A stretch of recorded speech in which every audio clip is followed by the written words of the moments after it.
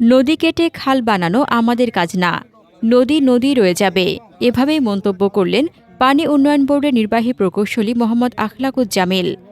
মঙ্গলবার দুপুরে ময়মনসিংহের ফুলবাড়িয়া উপজেলার আইমন নদীর আখালিয়া অংশে চলমান পুনর্খনন কাজ পরিদর্শনকালে তিনি এ কথা বলেন। ফুলবাড়িয়া প্রতিনিধি শফিকুল ইসলামের প্রতিবেদনে থাকছে বিস্তারিত।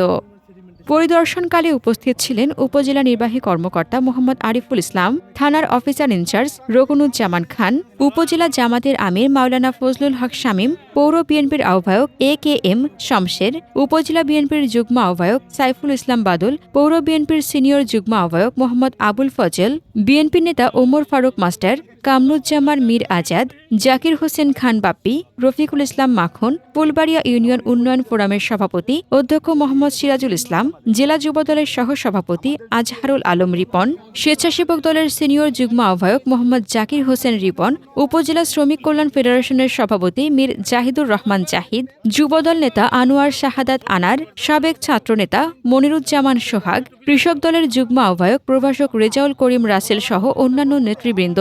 পরিদর্শনকালে অধ্যক্ষ সিরাজুল ইসলাম বলেন, ভালুকজান ব্রিজ হতে চান্দের বাজার ব্রিজ পর্যন্ত একটি ওয়াকওয়ে নির্মাণ হলে প্রধান সড়কে যানজট কমবে, শিক্ষার্থীরা সহজে স্কুলে পৌঁছাতে পারবে এবং এলাকা দৃষ্টিনন্দন হয়ে উঠবে। ইউএনও মোহাম্মদ আরিফুল ইসলাম বলেন, যে কোনো যৌক্তিক দাবি গণদাবিতে রূপ নিলে বাস্তবায়নের সময় লাগে না, অবৈধ দখলদারদের আইন অনুযায়ী ব্যবস্থা নেওয়া হবে। পানি উন্নয়ন বোর্ডের নির্বাহী প্রকৌশলী মোহাম্মদ আখলাকুজ্জামিল বলেন, আইমন নদীর ফুলবাড়িয়া অংশসহ মোট ৪২ কিলোমিটার এলাকায় পুনর্খনন চলছে। ২০২৪ সালে শুরু হওয়া প্রকল্পটি ২০২৫ সালের এপ্রিল-মে নাগাদ শেষ হওয়ার কথা রয়েছে।